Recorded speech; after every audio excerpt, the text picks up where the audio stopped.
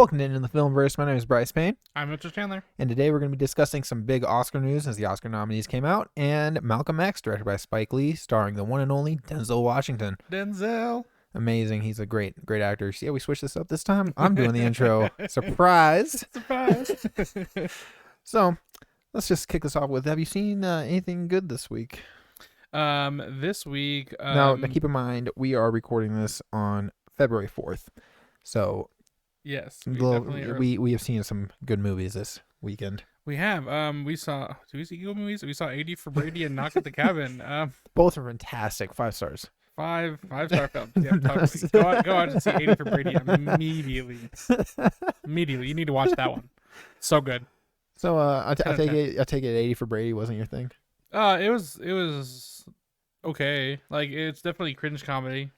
I would say that, yeah. I mean, for people wondering, 80 for Brady is about 4 old ladies who decide to go to the Super Bowl to support the one and only Tom Brady.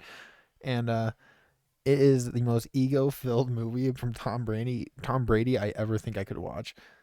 Like, there's a scene at the very beginning, they're doing like the title cards, and it says produced by Tom Brady, and I laughed so hard. Yeah, I saw it too, and I'm like, why are we producing it to film by Tom Brady? I was like, 80 for Brady, produced by Tom Brady. Who could have figured that out? Mm-hmm. But it's a movie that is fun to watch, but not something that is going to blow you away. Has some decent moments. We also watched it in a theater full of like senior citizens, and it was a trip. I enjoyed that. The mom looks over to us. Like, I'm not a senior citizen. I'm 30. Where's their mom out there? Because everyone I saw was gray haired. Like, I'm just making something up. I just thought people it'd be funny. People were clapping at weird scenes. Like they had the football scenes in the movie, and somebody started clapping when they made a touchdown, and I was like, "Damn, what?" Like, wait a minute. Okay, football. But 80 for Brady is a fun movie. Definitely worth like an afternoon trip to the theater.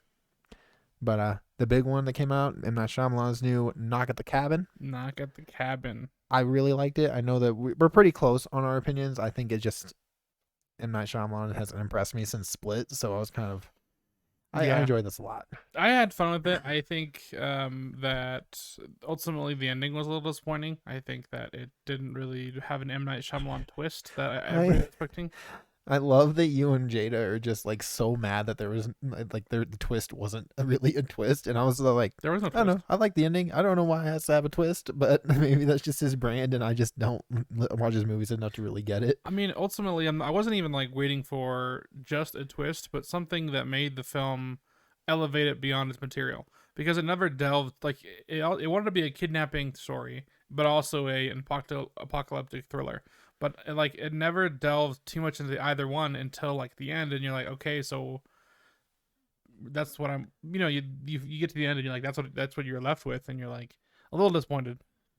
Agree, disagree, but I enjoyed it. It's not normally my cup of tea. I thought the story was decent. There was the one thing I would say is that I got a little sick. There's like this running thing where I think his name is Andrew, like the buff one. And he was just gonna be like, "This is a hate crime," and I was like, "I kind of hate that," and not because it's like it's not an important thing to show, but just because it's like, why do we have to focus on like that as a what's the word, driving force in the movie, when it's just like they get there, they're like, "Oh wow, you're gay, didn't expect that," and then move on, versus them being like, "It's so weird that you guys are gay." I think part of it was, yeah, I think part of it was like that one guy did kind of I don't want to spoil too much, but there was one plot line which kind of connected. Exactly. But it just like throughout the entire film, it was just keep being brought up, and I was just like, okay, I get it. Like, we can move past this. I wish we would have seen more of Rupert Grint. 100% underutilized. Sad. But the more I sit with it, the more I'm okay with that decision they made to make it a hate crime kind of film, like them thinking it's a hate crime.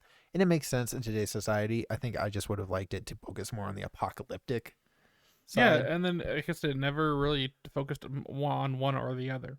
Like it didn't delve too much into being kidnapping in the mind games. You have to go through that, like, and then for someone to say not that they want to kill you, but that you have to sacrifice your own family member. I feel like that should be like just like a raw guttural thing. It should hit more, and I felt like it didn't. Yeah, the decision was really easy to make. Yeah, it never felt like that was a consequence, really. It just felt like them being like, "You're crazy," and then them being like, are we? And then us being like, are they? And then I think part of it was that you always had to constantly wonder if the apocalypse was real, which was part of the thrill of it. But it almost was like, I don't know, for some reason I never doubted it was real or not. That was kind of, I mean, and whether or not it is real, I mean, we don't know. I mean, you So won't know unless you watch the film, but I remember when the trailer dropped and we were talking about that whole like, is the apocalypse actually happening? And I was just like, for some reason, I just feel like it'd be so funny if it just wasn't happening. yeah, I remember And you then saying watching that. the movie being like, oh, it's real. Dang it. Yeah. So I mean, like I said, it'll. But that's really the thrill of it. That was like whether or not what they're just saying is real. I will say, for a movie with 7 cast members, it's actually kind of impressive. Yeah, I mean, like I Like, it said, carries for that. it's not a bad film. Like it's still enjoyable. Like as far as the first 2/3, and really, I mean, it just The once you ending's get just lackluster for you. yeah, and then really, and that was the part that was gonna bring everything together, and it really just Just didn't kind of push it. like ended. Yeah, It's just like, exactly, oh, that was the experience, I guess. exactly. But go check out Knock at the Cabin. It's actually a pretty decent movie as far as like like year releases go. It's up there for my ranking right now, so that's surprising. It's a positive in M Night Shyamalan's like cinematic repertoire. I don't think it's not going to be a detractor for people from moving forward. Let's just say that. It's not like a you might love this, you might hate it. It's just gonna probably most people are just gonna be like, yeah, it wasn't bad. Exactly. So moving on from that, we want to talk about the Oscars or Malcolm X next. We'll probably talk about Malcolm X here Malcolm first. X, because I think the Oscars are gonna take some time. Yeah, exactly. So we chose for the month of February. Now last month, if you listened, we did animation for January. We're doing these themes every month now. Mm-hmm. February we are focusing on Black led or Black history films for Black History Month. So we each chose 2 films, and Mitchell chose this first one, which is an amazing film, and I was so happy you chose it. Malcolm X, directed by Spike Lee. Oh yes, Malcolm X is. I mean, I figure if we're gonna kick off, Black History Month, there's no better way to do it with Malcolm X. What a way to start off the month. I know. And Malcolm definitely is something that I've started becoming more interested in over time. I mean, you always hear about Martin Luther King and his contributions to social change, but you never really hear much about Malcolm. It's just kind of like, oh yeah, then there was Malcolm. At least when I was taught as growing up. And then I started hearing a little bit more about him and his ideas, and I'm like, he's not all that wrong. And then he's aggressive, but he has every reason to be aggressive. Yeah.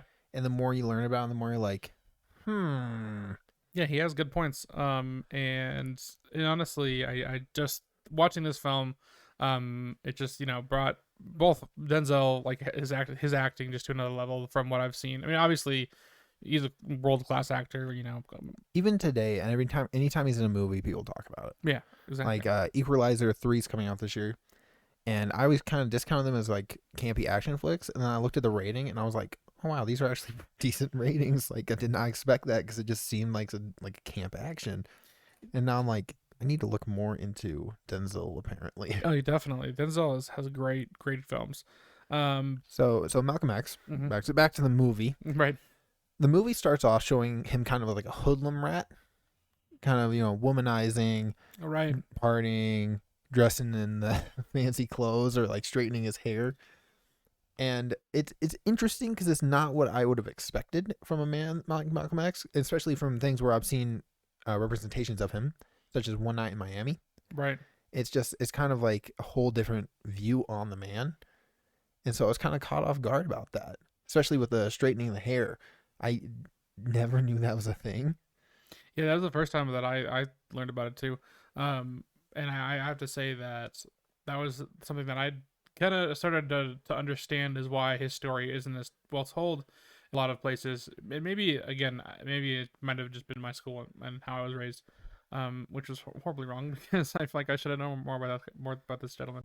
But yeah, I mean, I just you start to realize that this story, as far as like American history goes, and if especially if like white people are writing books, it doesn't sound as exciting nice. Or nice is a good word. You couldn't put a spin on it, it's not marketable. That's like marketable, exactly. With Martin Luther King. Yeah, because Martin Luther King's a pastor, and he's nonviolence and protests, and Malcolm X was a lot more aggressive in what he Yeah, did. and where he comes from is a little bit of a darker past too. And I enjoyed it a lot though. Like I think like what was it, the first third of the movie, because this is like a 3 hour long movie. The Hmm. first third shows him as a hoodlum and getting involved in like drugs and selling drugs, right? Yeah, well, I wasn't. Was it selling drugs or was it because that was what he was doing with time or betting? I thought it was like betting. Oh yeah, yeah. He was doing the betting, so he was going and like collecting people's bets and like kind of shade things where they'd be like, "Oh, 65 cents," kind of thing, and he'd collect the bets and make the bets for him. Yeah, so it was like they were staging like It's numbers and like the everything. illegal gambling. Yeah. And there's one point where he's with the mob boss, who I can't remember the name of, because he's there in the beginning. Malcolm meets him later, and then he's kind of just disappears. But he gets drunk, like messed up. Don't want to say drunk, but I'm pretty sure he did cocaine or something. It it makes it sound like I haven't watched the movie, but it's been like 2 weeks since I watched it. No, yeah. So he does this stuff, and he makes a bet with the guy about, oh, put me down for this, and then wins. But the guy doesn't remember it because he was so high, and so it becomes a huge ordeal with Malcolm being basically called a liar and attacked. That comes full circle later when he comes out of jail. Yeah, I remember that scene. I don't remember him being high or drunk. Maybe that was just I me. think I think the guy was doing like cocaine, like with the dollar, just and Oh, then get like making the bet with Malcolm. but yeah, because all I know is he comes up and then he thinks Malcolm was trying to screw Lied. him over him and lied because they keep the numbers up in their head. Yeah, And he's like, then I've never forgotten a number, and Malcolm, like as the viewer, Malcolm had that number, even though it was, I wouldn't say official. right. Yeah, exactly. So that was interesting to see, which ultimately ended up leading him to going into jail, right? At that Yes, point, yeah. and then we get to jail. Now this is the turning point. The jail. He gets to jail, and he's still trying to conk his hair, and still trying to play that like suave cat kind of guy. And he meets a man. I cannot remember this man's name, but he meets this guy who basically looks at him and goes, "Why would you do that? Who do you think you are?" And kind of preaching at Malcolm X, and introduces Malcolm to Muslims, Yeah. Islam, Islam, yeah.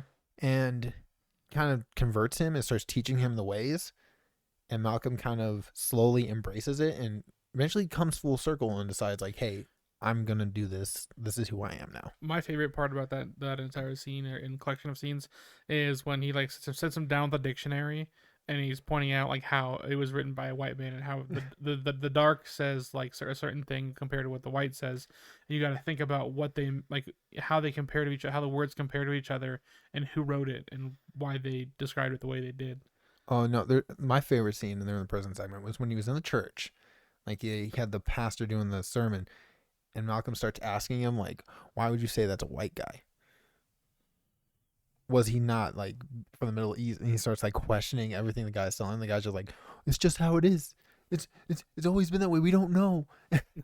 And he's just like, "Exactly, you don't know."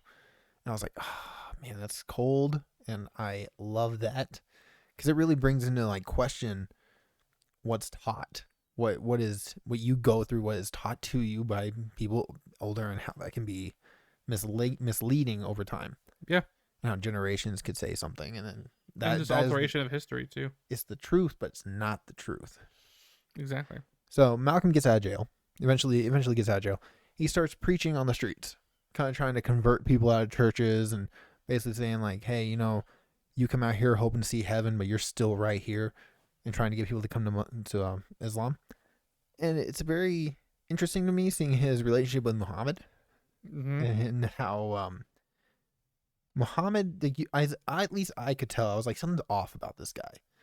Like, I don't fully trust him, but then seeing Malcolm go fully into it and being like, okay, I'd die for him and all that. Yeah, yeah, and all I could think about was like, that's crazy. I know. Like, I know that's how people do with like followers, like Martin Luther King, for example. People would be like, if I could say that man, I would. True. But it's crazy to think someone would like do that for someone else, I guess, in today's age, because I just can't see a lot of people being willing to do that. Yeah, I mean, it's treated him almost like he was a deity himself, right? Yeah, it's like a Um, reincarnation of, I don't want to say God, but like he's like a very powerful figure. yeah, that's the deity. Basically, what I would picture, he pictures them as something that's a connection to something greater. But what when they were in the streets and when he was preaching, there was a certain scene that like really hit home for me was when you saw he was just kind of out there preaching to everybody and nobody was really listening to him, because he was just kind of like rambling out, and nobody was like listening, and because he was on the ladder, and then he sees a black woman with another like white lady. And I think they was like They're like together. they're trying to hire them. So Yeah. they're All right. yeah. So the ladies there trying to explain how the housework does and what she would have to do, and Malcolm walks up to her. Yeah, he walks up to her and basically just says, "You can do anything you want." He's like, "Come on down to the church, and let's talk. You don't need to do this. You don't need to work for a white woman." And I thought that was really cool. It's okay. Now, obviously, we are white guys, so it's just interesting to me because obviously I've been on a movie binge for Black History. Yeah.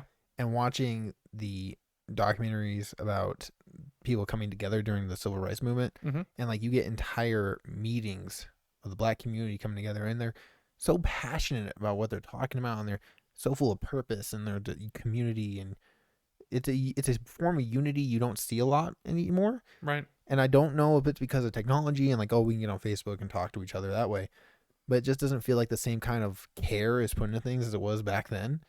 Because it's just a very powerful thing to hear these people come together in these like meeting rooms or churches and giant groups of people, and they're all supporting each other in their communities. Beautiful thing, and that's kind of what this film kind of showed, is like they're coming together, they're finding something that they have in common, band together to become something bigger than themselves. Yeah, it just has to be a shitty that has to do with the color of their skin because it's fucked up. Like, It is. It's a terrible thing, but I think I don't know. It's just a powerful. but see, I think part of it is seeing people come together, our humanity come together for standing up for what's right. Which, I mean, we see, but it's not. It just doesn't. It doesn't feel the same as it did, and I think it might have to do with technology's advancing. Yeah, I mean, I can definitely see that. Because, for instance, community coming together. A brother gets put in the hospital. Gets put in the hospital, and you get this march of Malcolm X and his followers as they walk down the streets. And of course, watching the movie, you start seeing these other passerbys. They don't know what's happening, and they just start following with them. Right. Because there's such a purpose to what they're doing, and they people are like, "Yo, we got to go with them. They know what they're doing." And you get this like protest outside this hospital, and it's such a goes to prison to get the prisoner out, and there's like they're all lined up, and he's like, "Look outside." You get all these guys sitting there in unity. You just look up. That was scary. I was like, "Yo, that's terrifying." Like, it's cool, it's badass, but like, it's just imagine being a cop, looking outside and just seeing like a mini army almost, like. I know. I'd be like, beautiful. Yeah, get that guy out of here. And then they take him to the hospital, and then you get this protest, this group of people, and they're like, "We're not leaving until we know he's okay." And that's just something I don't feel like we see a lot today. We don't see that kind of unity for stuff. No. You get the people online, they're like, "We care." Heart. It's like, it's not the same. My thoughts and prayers. Like, no, I mean, you're right. It makes me wish for simpler times. Yeah, I mean, yeah, no, you got a point there. As far as just like taking action is definitely not as something people don't do as much. It's easy to say you care from behind a screen. It's totally different to go out and do something. Right. But no, I found those scenes where he's preaching and he has his community and he starts getting a following, and I found that to be very powerful. Then we get into civil rights movement stuff, where you see him talking to people, and you start getting the full picture of why he's not talked as much as Martin Luther King. Because Martin Luther King was very much about unity with everybody. He's like, we will take the whites, we'll take the blacks, we'll take the, he's like, we are all in it together. Meanwhile, Malcolm X is very much like the scene where from the mine scenes that I laughed at, the white lady comes up, and she goes, "I'm not racist. What can I do to help?" And he's like, "Nothing." Exactly. I was doing a little, and obviously throughout the course of the film, he starts to realize that that's not the right way to act, and that unity is the only way towards salvation. And I think part of that comes from, or not salvation, but just for moving forward, on, and for racism to be less of a horrible thing that happens. I think that was, as he falls from the Muslim religion, and then ends up It's like taking the fallout after he realizes Muhammad and everybody's like taking all the money and exactly, not actually caring about what they're doing and just using it to get rich. and then he goes over to Egypt and goes on a spiritual journey. Oh my god, the spiritual journey is so good. And this is if I read online right, only the second movie to be filmed in Mecca that's not a documentary. Yeah, I think so, exactly, and I And think this was the first time. it's that And alone is beautiful. they weren't gonna give him or sorry, they weren't gonna give Spike Lee the money for it, or anything like that. It was Spike Lee had to come up with the money by himself.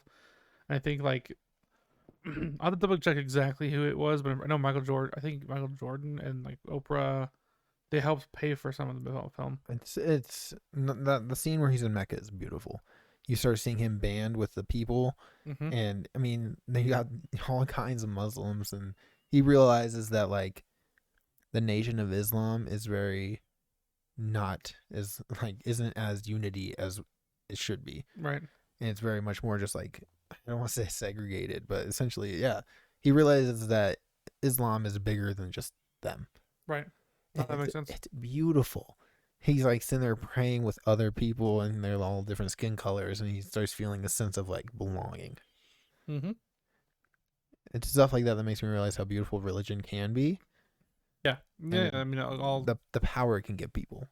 exactly. Yeah, that's ultimately what it was. I mean, and I think, well, not to get into like a super long thing of religion, but yeah, that makes sense.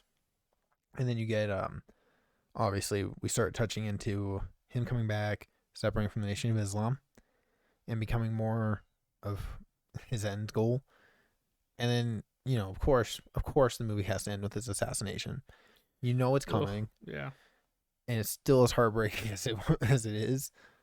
And just Especially when he's right in front of his family too. It's there's no words for it. it's like on stage, On stage, right, his family in the front row.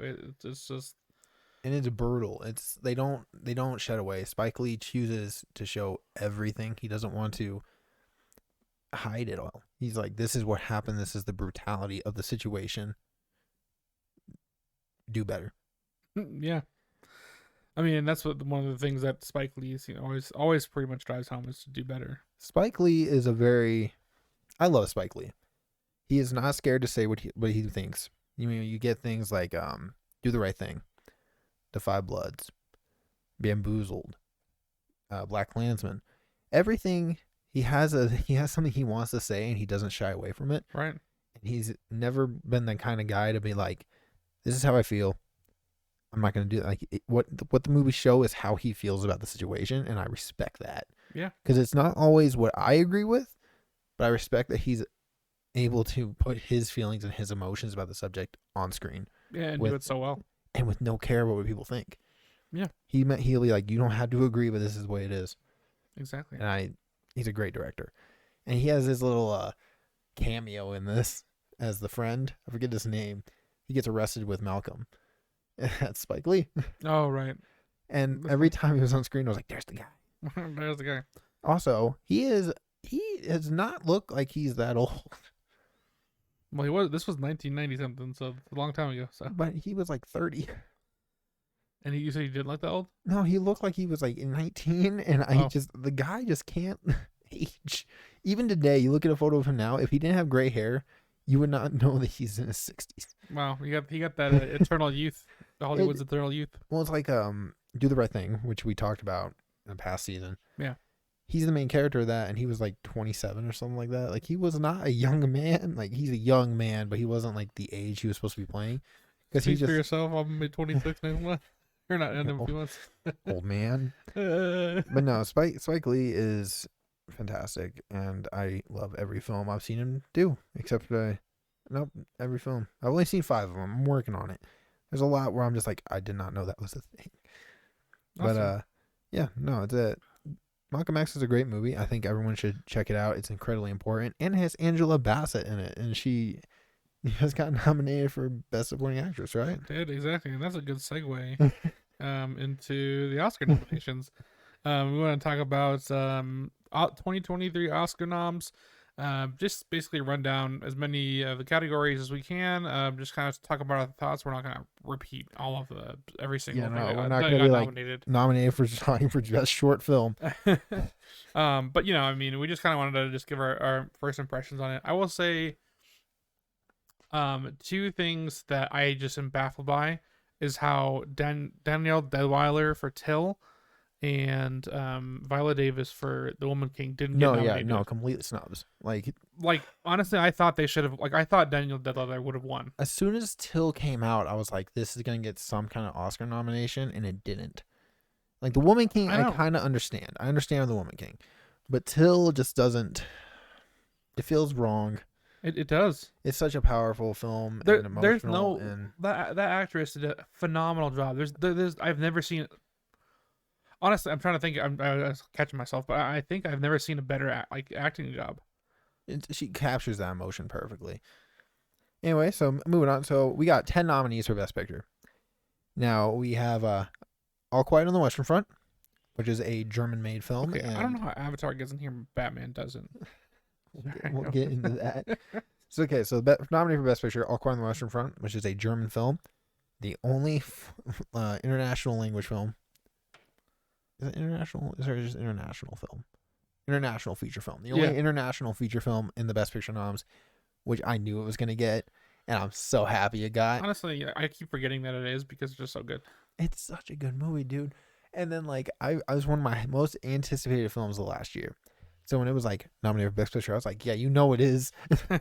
And then moving on, this is no surprise to a lot of people. I mean, and apparently to Mitchell. Avatar: The Way of Water, directed by James Cameron. The highly anticipated follow up to the highest grossing film of all time.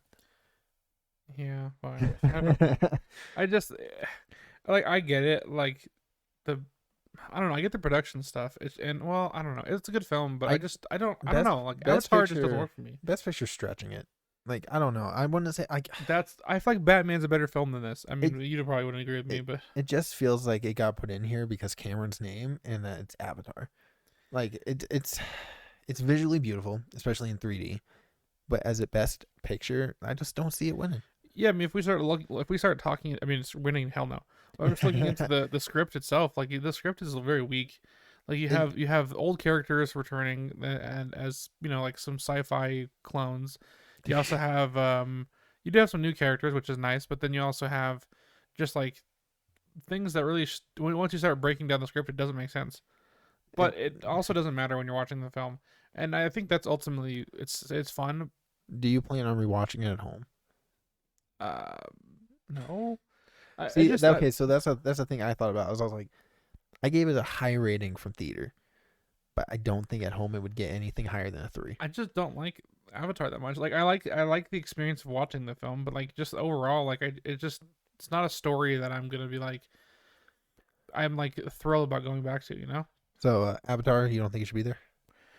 No, I would put Batman. I really would. All right, then now this year is weird for you for Best Picture nominees, isn't it? Like, I just looked at the next one. I was like, oh. All right, so next up we have The Banshees of Inisherin, directed by Graham.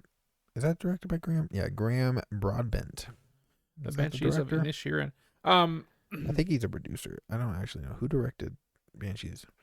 Now I feel stupid if he. He's a producer. Martin McDonagh. Martin McDonagh. Why wouldn't it? Oh, he's at the bottom. Why would he be below producers? That's weird. Okay, whatever. Banshees of Inisherin, directed by Martin McDonagh, starring Colin Farrell and Brendan Gleeson. This is a film that I understand why I got nominated. But it's also a film that had to grow on me for like a month and a half. Because I remember we watched this, and afterwards we were both just kind of like, eh. I still say eh. I know, but then I sat there and I spent a month going, why does this film keep getting on my mind? Why do I keep thinking about this movie? I shouldn't be on my mind this much. And I was just like, it gradually went from 3.5 to 5 stars. I don't understand how, but I guess like I understand people liking it. I just don't. I mean, it's just something that it sat with me, and I realized I was like, no, I really like that movie. But there's more movies like that coming on this list, bud. Anyway, Colin Farrell and Brendan Gleeson got nominated for Best Actor and Best Supporting Actor, respectively. Yeah, I mean, I see this. Also, it's kind of unfair that which one got not Brendan Gleeson was the one that got Best Supporting.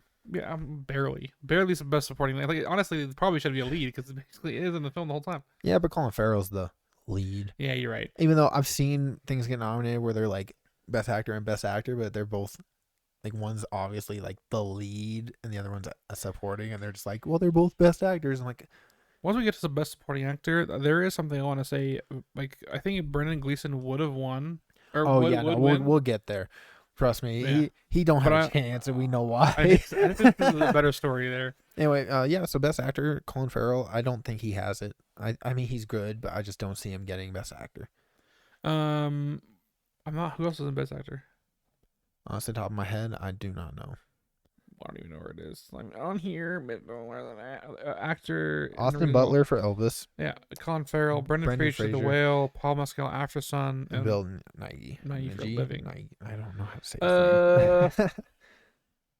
It's a hard one. That one's. I mean, Yeah. I'm pushing for Brendan Fraser, but I think he did the best out of everybody. To be honest with you. I think it's a world class performance. if it was just me, I just want his speech. You know, if he wins an Oscar, it's gonna be like an emotional speech. Well, he had multiple speeches that worked so well, and I know so far, and I'm just like, if he wins Best Actor, like that Brendan Fraser's gonna be like full tears, and I'm gonna be crying too. It's gonna be a disaster. Anyway, moving on. Next up is actually kind of a surprise for me. I know a lot of people were expecting it. Elvis, directed by Baz Luhrmann. Baz Luhrmann. I still don't know how this got nominated, or I don't know how it gets any awards. To be honest with you, I like Elvis. When I watched Elvis, I was just like, I thought it was too long. I thought it was over edited, and I thought that Austin Butler was okay in it. But honestly, at the end of the day, I thought it was like lower tier. It surprised musical. me like how long it stayed in people's minds. Like it's a good movie. Don't get me wrong. I gave it 4 stars. I gave it like 3 or 3.5. It's one of those things where it's just like I like the music from Elvis enough that I kind of like every time he performed, I was like, oh yeah, this is a good song. This is a good song. This is a good song. But I don't know. Like it's weird to me that this got nominated for Best Actor or not. Yeah, Best Actor, Best Picture, all this stuff. And But- Till's not in there, But Tom Hanks got nominated for a Razzie. yeah, but those So are it's kind kinda- of it's- I know, but it's I just also kind of I also liked his performance. Oh, I thought he was good. I think Tom Hanks played a fantastic villain, but it's just weird in my mind that like Best Picture, Best Actor, Razzie, and I'm just like that doesn't add up. It doesn't. No. But Elvis, I liked it, and I don't think it wins. I don't think there's a chance, but it's nice to see it's nominated, I guess. Then next up we have Everything Everywhere All at Once, directed by oh my god, Daniel Kwan and Daniel Schneinert. Wow, once you start looking at Daniel Kwan, Daniel Schneider, yeah. once you start looking at people's names that you never pronounce, and you're just like maybe I should have pronounced these before I did. like I should have practiced. Oh my god, it just completely caught me off guard. But Everything Everywhere, it has been a phenomenon. I've still only seen it once. I watched it twice, and each time I had a lot of fun. But to see how much it blew up online kind of amazed me. It felt like one of those movies that you'd watch and you'd be like, wow, that was really good. And you talk about it for a couple months and then it would fade away. But it's still going strong online. It's gonna be going on forever. I don't know. It's the concept of the multiverse, dude. You just can't The you can't get multiverse over is it. cool. I love multiverse. I love multiverse when they do right. But Now, this is what I think will probably win Best Picture. I think Everything Everywhere. But the reasoning is you got to think about these performances. You got Michelle Yeoh. I think she'll win Best Actress. I think she's fantastic. You got, man, I'm gonna butcher this guy's name, and I love him. You got Best Supporting Actor for Ke-Huy Quan. Ke-Huy Quan. My God, really should have practiced. Oh yeah, Ke-Huy Quan. Who I love as Short Round. So when I saw him, I was like, it's my guy. And I'm just gonna say it. Brian Tyree Henry from Causeway, Judd Hirsch from The Fabelmans, and Barry Keoghan from Banshees, and along with Brendan Gleeson, you don't have a chance. Like, no, I think Brendan Gleeson has a chance. He has a chance, but I don't see him beating Ke-Huy Quan. Like it's okay. See, the thing is we have. I mean, I know it's based on performance alone, right? But you also have to think about people put stories, and I feel like when you hear a story, you're like, oh fuck, that's right, So I want to say that with that Ke-Huy Quan being the Spielberg kid, from Indiana Jones, and not have it, but he basically thought he was done acting since then. And And then then these guys were like, "Want me in the movie?" yeah, they remembered him, and then there was just like this really emotional thing he put out. Not saying that's going to influence that many people's votes, but I honestly like. There was that one thing where I think it was the Golden Globes, where he's like, "These guys remembered me," and I was just like, I started crying, I started tearing up while watching this video, and I was like, "Damn, he's going to win Best Supporting Actor." There's no chance he doesn't. Honestly, if it does, it's going to cause an uproar, and people are going to be pissed. If what? If he doesn't win Best Supporting Actor, people are going to be so mad. No, I feel like if I don't know, I feel like Brendan Gleeson has a good chance because that was almost like a whole, like it was almost a full role, like in a film. So that's why it's hard when you judge the supporting roles versus these full roles that are set as their supporting roles. They're supporting with the quotation marks. Fair. I don't know. I'm still pulling for K.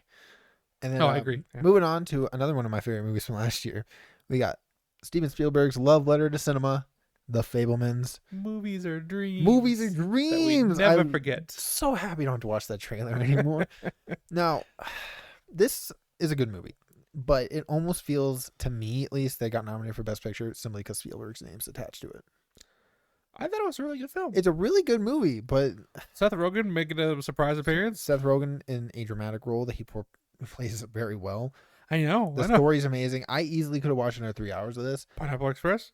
Fablemans. But I don't know. It's one of those things where you get a director like Spielberg and you know that like he's a great director at what he's doing. But like James Cameron, it almost feels like they get nominated as just a way of being like, we like you. Here's a role. I mean, I don't know. I feel like at the end of the day, they wouldn't have given it to him if it wasn't that good. I know. I mean, I don't know. You really liked it. I really liked it. I loved it, dude. I thought it was amazing. I wish it was longer. I mean, I'm just thinking out of all the films that came out last year, I definitely would put it in the conversation for Best Picture. I would put. I think I'm just more upset because I'm just like, one of these has to go because I'm so mad the menu didn't, Oh my gosh, I don't think the menu ended up anywhere in this. No, yeah, I don't think it was that good. So mad because I love the menu. The menu was good. If anything, I mean, I could see the writing. My second favorite movie of the year, and it didn't even get any Oscar nominations. What a shame. But no, I love the film, and it's a fantastic film. Spielberg really love letter to cinema. Speaking Beautiful. of, I mean, you got the surprise cameo from David Lynch. In what? He's in the film, and he plays the director at the end that he meets. Oh, I didn't know that. Yeah, I think it's David Lynch. It's either David Lynch or David Cronenberg, but I feel like it's. Yeah, I didn't know who that was. It's one of them. All I kept thinking about was there's a director whose name is slipping me who wears an eye patch, and it's not John Ford. It was another guy, and I just kept thinking about that, and I was just like, I've seen a guy with an eye patch. It's Nick Fury. No, so our friend Nick was like, "Oh my God, it's David, whatever his name," and I was just like, "That was him? All right, cool." But I'm pretty sure maybe it was Cronenberg. I'm gonna say it's Cronenberg. Correct me if I'm wrong in the comments. I'm probably wrong. I'm not gonna look it up right now. Moving on, we got one that I know you didn't like. No, we got not at all. Tar, directed by Todd Field. I think it's directed by Todd Field. Yes. Don't understand people. Yes, that like Todd Field. I know you don't, and I didn't like it either until I was writing my review. I was like sitting there. I was talking about how so in my review, I was talking about how the movie had its highs and its lows, and you get those bombastic like dun dun dun, and you would like go downhill into like a slow meandering scene, and I was like, it plays like a symphonic melody, and it kind of just like. Nah, I don't. I mean, see, the thing is, like, even if it, like it did do that, like I'm sure it did, or it did, it did do that. It didn't make the movie any better. It's not good. It's too. I think it's too slow. Yeah, I don't like slow films. I know you don't. Not at all. But Cate Blanchett, you think she has a chance of Best Actress over Michelle Yeoh? I don't understand why, but yeah. I don't understand this film like in the slightest. Like there's one scene like the entire film that I liked, and then like the rest of it was just kind of like this slow meandering like falling from grace that I just like. I don't know. It just didn't work for me at all. It's Pinocchio all over again. It's worse than Pinocchio. I don't understand. I understand people liking Pinocchio because that style just isn't for me. But this I don't understand at all. Like I don't understand why people like this. I was actually kind of surprised with how much love was getting online because at first I was like, you guys are all crazy.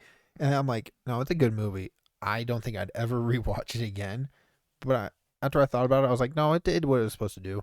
I think best picture is kind of stretching. I But think, well, okay, I do understand it from a certain sense. I think that the way I look at films is different than a lot of other people look at film. So when I see a film like this, I'm not looking for the same things that other people are looking for. I'm looking for fun and rewatchability. that is fair. Speaking of fun and watchability, we got Tom Cruise returning to the big screen in Top Gun Maverick. Yeah, I was surprised. Like, this was my favorite film of last year, and I'm just still surprised that it's in here. Like, I'm confused. I mean, I'm not confused. I mean, yeah, I am. I don't know. I don't get it. I'm gonna be straight up. Pop culture film. I liked Top Gun Maverick, but it almost feels, and I'm gonna say, like, I know I've been saying like this just feels like a give me kind of thing. This movie ran in theaters for 7 months. Yeah. Normal Theaters. time Well, was 3 months, and it was still selling out shows 7 months later. That is insane, and it almost feels like the Academy was just like, "Good job, Tom. Here's your nomination, but we're not going to nominate you for Best Actor. No, just Best Picture." It's just like, damn, how are you going to nominate this for Best Picture but not even get Tom Cruise a nod? I just feel, okay, here's the thing. When was the last time that a film was in, I mean, and COVID aside, right? I mean, let's take that aside, but been in theaters for 7 months. Dude, it's crazy. Because even when it came out on disc, they're like, yeah, just keep it in theaters. People go see it in theaters. It's still playing today. It is. I know it's because of the Oscars. Is so good. But like, damn, bro, like I don't know. I mean, I honestly, if Avatar: The Way of Water can get in there, Top Gun Maverick can too. And then here's the thing. So I love movies. We've established that in this podcast. You know, my dad has been to 4 movies with me in my entire life. Yo, and that is like Harry Potter and the Prisoner of Azkaban, Star Wars: Revenge of the Sith. We got Guardians of the Galaxy Volume 2, and then Top Gun Maverick. Wow. So my dad, who hates movie theaters, braved a movie theater to go watch this movie.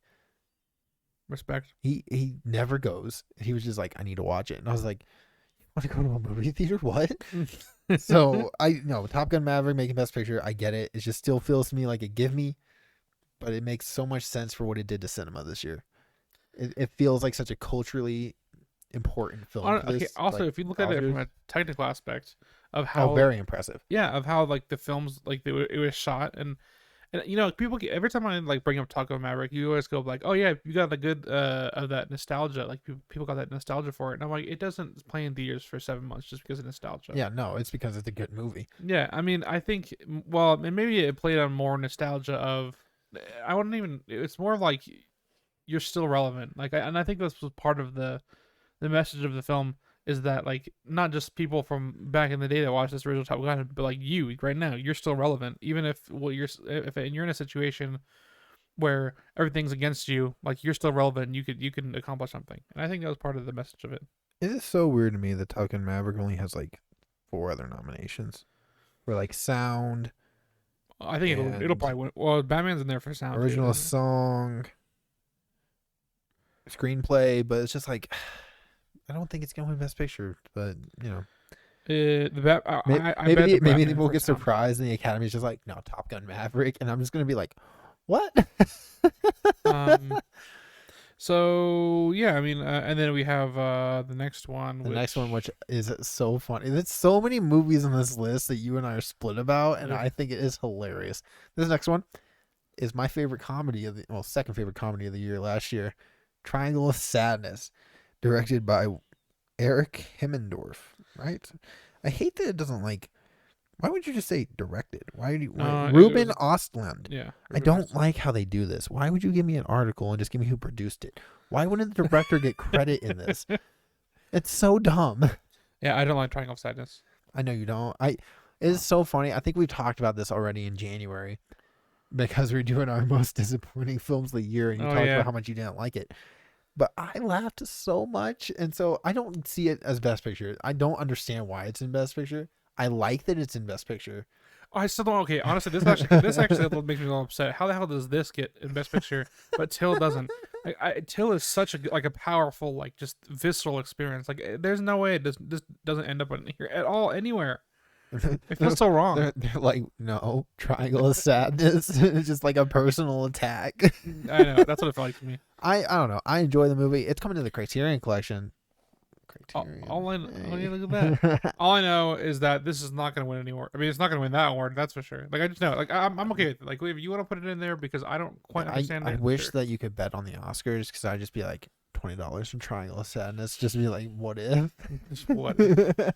No, there's no way. No, There's no. no I way. just think it'd be funny. Okay, and then I think you haven't seen this next one. Not yet. No. Oh yeah, I guess Triangle of Sad. I'm not explaining what it's about. No, I'm not doing it. Women talking. And before I say directed by Women Talking is directed by Sarah Polley, and this is you haven't seen this one, but a group of I call them Protestants in like this colony are having to vote on whether to leave, fight, or do nothing when they find out that they've been SA'd by the men in the colony. Right. I was trying to think of like a way to word that where it wouldn't just be like they got. Yeah. No. I understand. Yeah. And so I will say, I get why this got nominated for Best Picture. It's an incredibly powerful film. I will also say that Frances McDormand is in it for like 5 minutes, and I hate that. I love Frances McDormand. So like saw in the trailer, I was like, selling point, Frances McDormand. I know it, and then she's barely in it. I love how you're like Frances McDormand. Yes, I'm like Frances McDormand. No, thanks. So, I mean, no, that's not fair to say. Okay, well here's something crazy. This is based on true events. I've only seen one film with her, so I don't know. With Frances You can't McDormand. see it if you're not watching the video on YouTube, but like my eyes just like blew up. I know. I was saw like, that. I was like, what? No, Women Talking is a good film. I see why it's nominated. It's emotional, powerful. Go watch it in theaters. else It's is actually playing in theaters now. You don't have to drive 2 hours like I almost had to. Yeah, that's crazy. What the hell is Frances McDormand Elson? What's she in? What she played in? I don't think I've seen her anything else besides the. That is crazy to me because she's in so many. Why the hell Okay, is wait, this no, so she was hard? in the Nomadland? Denzel Washington. Okay, well, Lady Macbeth, right? she's. I don't know. Like yes, Yeah, yeah. She plays that weird old lady that's like an owl. Okay, almost. so I've seen Nomadland and Lady Macbeth. But she is. She's married to a Coen brother, so she's in That a makes sense. ton of Coen brother films. Like, Oh, I've never seen any of them. That's so weird. I'm like looking at this. I'm like Fargo. She's in Fargo. I know you haven't Nope. seen that, but Fargo's a good movie. She's in Almost Famous. Did not know that. Something's Gotta Give. Didn't know that. Wow, she's in a lot of stuff. Madagascar 3. I don't know if I've seen that, to be honest with you. Okay, Transformers: Dark of the Moon. What? Who's she in that film? Someone named Charlotte Meering. I cannot tell you who that is, but she's Okay, in the but- movie. She's in Transformers. What the heck in Schmeggin? The Good Dinosaur. I didn't see that, but that's the You animated. haven't seen The Good Dinosaur? No, it doesn't count. It's the That's animated a film. Pixar. You haven't seen The Good Dinosaur? No, but okay, because I heard it was like oddly violent. That's why. I didn't watch Okay. Isle of Dogs by Wes Anderson. it. The French Dispatch Yeah, by Wes 4%. Anderson. I've seen 4% of her films. That's a shame. Shame. But yeah, so those are all the 10 Best Picture nominees. I don't really know. Should we go into Best Actors? Because we've already talked about 3 of them. Yeah, I mean, Well, we can bring it up. So of course we got Austin Butler, Colin Farrell, Brendan Fraser. We've already discussed those. And you have Paul Mescal and After Sun. oh God, this one again. Yeah, we're not. I don't really want to touch on that. You but know, like, every time I get to what was it? Every time he's so happy to be nominated, though. Have you seen the pictures? no, He's so happy. He's so proud. every time I get to the Oscars, there's always films that I'm just like, How? no, it's not how. I mean, like I understand because like again, I'm not looking at this from like a artistic point of view. You know, like there's a different way of looking at films than what I do on a daily basis, and just because I just want to like at the end of the day be entertained by whatever I'm watching. Sure. And so when I see these films up there, I'm like, I get that I'm not gonna quite understand it because I'm not even trying to look at it from that point of view, and that I'm just gonna fully admit that. So, but that's why some of these I'm just like, okay, I can see it. I have to kind of lean on other people that do look at it that way to understand Oh and no, listen I feel to that. why. Like, you like doing research, like watching people videos. They're like, he did this, and you're like, oh. Exactly. Next up is Bill Nighy Living. Living is a adaptation of Akira Kurosawa's Ikaru, and I liked it. I liked watching it. I know you haven't seen it yet, but it's a good movie. It's kind of slow, but it's good, and I see why he got nominated. And I low key kind of wish he would win, just because I'm like, yeah, Davy Jones wins an Oscar. Ooh boy. So yeah, I mean, let's see what else. I mean, yeah, we have Best actress. we talked about Kate Blanchett. I'm confused again. Okay, so this is specifically where I mentioned at the beginning how especially Daniel Deadwyler for Till and Viola Davis should have been for Woman King should have been in here somewhere. And specifically, I really think that Daniel Deadwyler could have won, and I would have put her above Anna de Armas for Blonde. Yeah, no, okay. This is one of those things where like and Michelle Williams for The Fabelmans. Fair, that's fair. Honestly, I keep forgetting who that is. I think it's the mom. It's the right? mom, yeah. Okay, yeah. No, I definitely would have put her before Michelle Williams. But Ana de Armas is such a weird choice because Blonde didn't get any other nominations. And I know that like Blonde is such a polarizing film, and I didn't like it at all. And I get why she's in the conversation. But I don't like that she's in the conversation because I'm just like, I swear I've seen actresses do way better job in way better movies. And I hate that you're just like, here you go. But you know, whatever. She does good as Marilyn Monroe. It just it cracks me up that if you're looking at the Rotten Tomatoes, I'm using their Oscar sheet to look through this, and Anna de Armas for Blonde, it has a rotten score for 4. The film has not a good score. All the rest of the films are like really high score, 80, 90, 70, and yeah, it's like 40%. Yeah, exactly. Michelle Williams as the mom in oh my god, The Fabelmans. I don't see that doing anything. And then you have the one that I think is hilarious, not because I haven't seen the movie yet, but Andrea Riseborough as Leslie Rollins and To Leslie.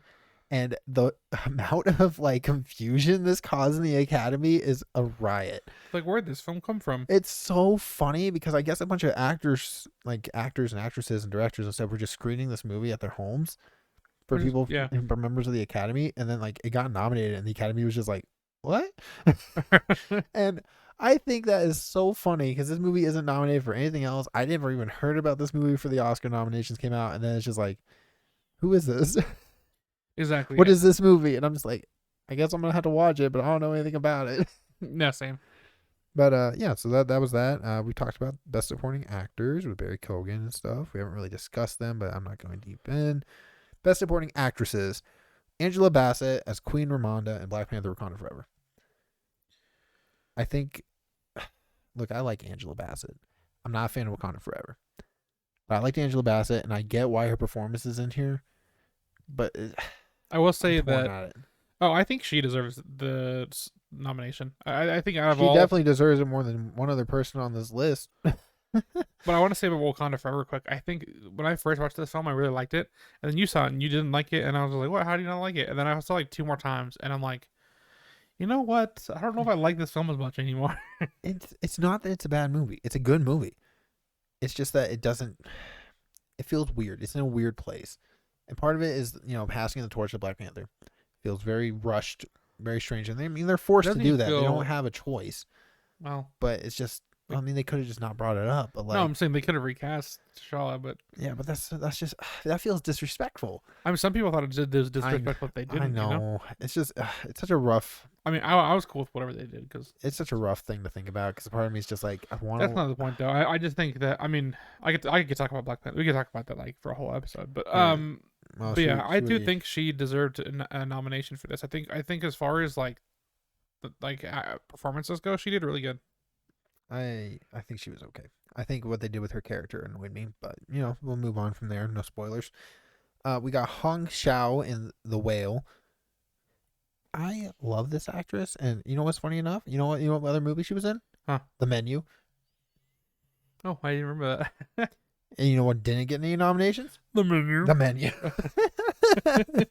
I liked her in The Whale. I thought she was really good. The Whale only has 4 or 5 actors in it, but it's still such a good. Her role as Liz is just a great role of friendship. Me trying to remember the actors in the Whale. I'm like, okay, there's Brendan Fraser as the Whale, and then there's the guy who played in Iron Man 3. He plays the preacher dude. Oh right, I forgot about that. And then I was just like the daughter, and then I was just like, and then I was like the Pizza Man, and then moving on, we have best supporting actress for Carrie Condon in The Banshees of Inisherin. Who? Oh, the girl, the sister. Yeah, like I guess I don't know. She's not the focus of the movie, and I think she did fine. But just best supporting actress, I don't know. That just feels off to me. It just feels weird. It feels not because she did a bad job. She really did she good. did a great job. It didn't stand out to me. No, not Barry, enough. Like Barry Cogan, Brendan yeah, Gleeson, because he's on this list, Colin right? Farrell. Yeah, he's best supporting actor. He stood out to me. Yeah, like she just. It feels just kind of like, well, we nominated the other three, we gotta nominate her, and I mean she's good, but like I don't know. I feel like there's probably other people you could pick. I love how like all of your reactions to everything is like, well, we won as well. I don't know if you give pat on their back. It wasn't that good, but Okay, so you want to know one that's really like just out of left field for me? sure. Jamie Lee Curtis, Everything Everywhere All at Once. I don't understand it. I don't get it. I gotta confess something. You didn't know, did you? No, I gotta confess something. No, I knew, but I'm saying as soon as Jamie Lee Curtis came up at the Oscars for Everything Everywhere All at Once, my first reaction was like, Jamie Lee Curtis was in Everything Everywhere All at Once. For real though, we watched. Okay, so I watched the movie, and after the movie, I was on Letterboxd, right? And I was looking at the cast. And I was like, Jamie Lee Curtis. I was like, what did she play? I know. I totally did not know. Like just because I was expecting, like my idea of Jamie Lee Curtis, short-haired from Freaky Friday type look, right? That's what I think of. Okay, Jamie Lee Curtis is Halloween, right? Yes. Okay, yeah, that's what I think of. I think of Halloween. Her getting nominated for Best Supporting Actress for Everything Everywhere just feels so weird to me because I'm just like, her character didn't like it was a big part of the movie, but it wasn't like that big of a part of the movie. When you said Freaky Friday, I had like a small panic attack that I just completely like missed like actor a person for Halloween, and I was like, did I just like think she was with Halloween? And I first saw her in Freaky Friday, so she'll always be attached to my mind to that. You honestly, I didn't even know that was her until you just told me right now. So yeah, so Jamie Lee Curtis feels kind of out of left field for me. I don't like. I just once again like Carrie Condon. She's not terrible, but especially with Jamie Lee Curtis, you could have. There just had to be somebody else you could have picked, especially with the next actress nominated. Stephanie Sue from Everything Everywhere All at Once, who played the daughter. Oh, honestly, I can see that. Like that one makes so much more sense than Jamie Lee Curtis to me. If anybody, okay, so to me, out of those, it's either Angela Bassett or her or Stephanie Sue. Hey, but it's probably gonna go to Angela. Is it? Probably. I think so. I mean, she got the Golden Globe, so that makes sense. If you're placing bets right now, that is yeah. Okay, yeah. So there are a ton of other categories here. I think we should talk about some of the bigger ones, like animated. Oh, okay, that works. I'm not gonna do like best original screenplay and stuff because that's just insane. But a couple like international animated. So for best animated feature, there are 5 films nominated, and there is a clear winner. We already know, but we'll go through. Is there? You think so? 100%. So first up is your favorite movie, Guillermo del Toro's Pinocchio. Okay. It's not, but okay. I was like, I'm just okay.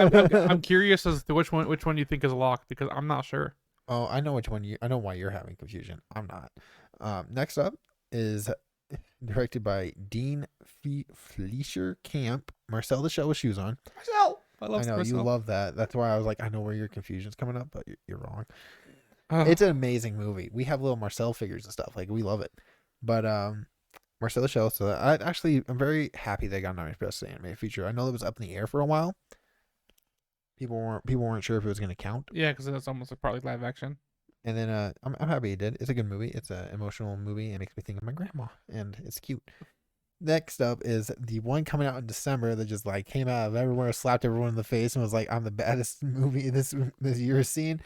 Puss in Boots: The Last Wish. They did came out of nowhere. It just came out. It has no reason to be. It's just like bah. And yeah, that's directed by Joel Crawford. And it is amazing. And the death is scary, and the movie is fantastic. And I don't see it losing. You think Puss in Boots is going to win? I think Puss in Boots is going to win. What? No. I 100% think Puss in Boots is going to win. No. We'll see next month, but I feel like it's going to win. I'm so mad. Like, okay, here's the thing. I can already see you like getting up being like, no! You know I'm going to do that too. Okay, no, here's the thing. Okay, well, obviously the other two are The Sea Beast, which is a Netflix film. Which is fine. It's fine. And then Turning Red, which is really good. Which is also just fine. I like Turning Red more than Matter, but I like it more than Lightyear, but I don't know. Pixar was kind of weird this year. Like, I'd watch them and I'd like them, but then I'd rewatch them and be like, So, I don't even think Puss in Boots is. I think it's number 3. I think it's. What you think is better than Puss in Boots? Pinocchio? I think a lot of people love Pinocchio. I know, but Puss in Boots is just amazing. I think it's fun, but I don't think. Honestly, I don't know. It feels to me like there wasn't that many other. I say that, but then Lightyear was out too. Yeah, I like Lightyear. I know you did. I don't know, man. I think Puss in Boots is I a don't know. lock. Marcel. I don't know, bro. Well, I'm going Marcel because this is gonna be very intense Oscars. You know that, right? You and I are just gonna be sitting there like, come on. You're just gonna be like this winner, and we're gonna be like, told you. Or someone's gonna be mad. Someone's gonna throw something. It's gonna be like Monopoly the night. only reason I see people not nominating or not voting for Marcel is because they might be like, well, I know it's on the list, but it's not really animated. You know, I can see people like that going through somebody's head. I guess. I don't know. We'll have to see. But the Pinocchio, that just seems so like high level. Like, I know, but Puss in Boots. all As right, soon look, as I saw Puss in Boots, I was like, this is a lock. if Marcel doesn't win, then I would be happy with Puss in Boots. Actually, yeah, no, I would. I guess. Okay, now moving on to the next category. This is Best International Feature Film. I think this is going to be our last one. And we got 5 films. I don't know if you've seen anything but other than All Quiet. So No, but I have heard of EO, and I've heard that's gotten a lot of really good reviews. EO is very good. But So it's we gotta go got All Quiet on the Western Front, Germany, which is an amazing war film and just fantastic. And I love it. It got nominated for Best Picture too. And we have Argentina 1985, which is a political movie that's actually pretty good. I enjoyed watching that one. It's on Amazon. I think it's on Amazon Prime. Yeah. We got Close from Belgium. It's not even out in America yet. It doesn't come out till, I think it just started showing today. Oh, wow. But nowhere near us. So shame on you. Shame. And we got EO from Poland, which is distributed by Janus Films, which is Criterion Collection's owner. Criterion. I'm just like, bringing EO to the collection. Let me see that donkey again. Love it. And then we got The Quiet Girl from Ireland, which is also really good. Mm. So, I mean, those are all pretty good. I think All Quiet lock. Yeah. I mean, there's no question about that. You got the documentaries, stuff, short films, but nobody really cares about all that. I say that, but there's probably people out there like, no, documentaries are important. Well, here's my idea. I thought we could do another video where we go through each of the film, each of these categories, and not necessarily break them down each one, but we actually like just say which one we would vote for, and so that way That's you know. a good idea. I need to wait. on I record. have 9 films left to watch, and then I'll be able to do that. I'm not gonna watch every single film. I'm just gonna be honest with you. I can't do that. I can barely watch one a week. I got like, I think it was at 60% when the nominations came out. I was pretty proud. Now I'm at 80 That's awesome. because I have no life. But no, Oh, it's yeah. Oscars are a month away. A month away. We're almost there. It's, man, it is actually kind of, this year. This is the most excited I've been for the Oscars since 2019's or 2020's.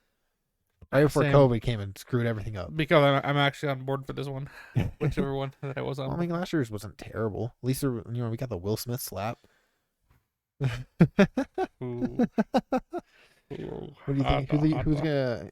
Do you think there's gonna be a lot of Will Smith jokes at this Oscar? No, I don't think there's gonna be one. I If think there isn't one, I'm gonna be so mad. I'm like, come on. You know what, it's actually, so easy. I don't think they're gonna mention him by name specifically, but I think they'll make some like reference about. So they had to him reference slapping. him. But anyway, so that is our podcast episode, I believe. Yeah, that is everything for today. Like I said, we talked about Malcolm X and Oscars, but let us know what you think about Malcolm X. Have you seen it? Let us know about your thoughts on the Best Picture nominees. That's true. I would love to know what you guys think are gonna win. Exactly. I would love to hear exactly. Whatever you think is gonna win, put it in the comment section for any category. We'd love to hear it. Just let us know so we can discuss it. Exactly. I'll respond to you. You can write something mean. You can write something mean to, or respond to that. I'll be nice, but it's not. I don't know. Like, okay, so people that are listening, if you don't know, we post TikTok videos. Yeah. And I have been having a riot with like we had a clip where we were talking about Pinocchio, and I deleted this comment, Mitchell. I don't know. Oh, you no, don't I know don't know that. But it was basically just a guy being like loser take about your thoughts on Pinocchio. I mean, that's okay. And I was just like, we're just gonna delete that. Oh, I mean, And then I told you about it because there's other comments, but that video got like a ton of views. I did. I mean, But I Yeah, was so also catch just us on- like, but apparently, if we hate something, we get a lot of hits. that's exactly. I hate everything. No, I'm just kidding. I don't know. But so actually, that's a good segue. If you want to catch everything we our TikToks or Instagram, Twitter, wherever we're gonna post something, you can see all of our content at Into the Filmverse, or I think on Instagram it's Into the Filmverse Productions. Oh yeah, we're working on other stuff. We're slowly getting there. Exactly. Maybe we changed it too fast, but I think it's okay. But Bryce, if you want to talk about, if you want to get in touch with me, yeah, that's what I'm trying to say. You can find me on Letterboxd at Payne Reviews, Payne Reviews. You can also find me on Twitter at Sanguine Films, right? I always ask you like it's not Yeah, like that's it's right. not my account. That's You just know, I at you all the time. So. I actually use Twitter more now, so I feel like I should know this, but I just don't. And shit, maybe you find me on YouTube at Pain Reviews too. Oh, look at that! I have a YouTube now. You Hey, do. TikTok at Pain Reviews. Only my Twitter's weird. On my Twitter. It's because that username's taken. How dare they? I don't know. They haven't used it since 2012. I don't like. I hate that. I'm just like That is delete messed the up. account. Delete it. And you can find me anywhere and everywhere: Instagram, Twitter, Facebook, Twitter, Instagram, YouTube, and even my own website. Just simply at Mytchel Chandler, and Look Mytchel at spelled you, with a Y. everything being unified. Everything unified. And Mytchel again is spelled Mytchel, but also links in the description for everything. So, Thank you for listening. We've enjoyed talking to you about Malcolm X and the Oscars. and until next time, Excelsior! Excelsior!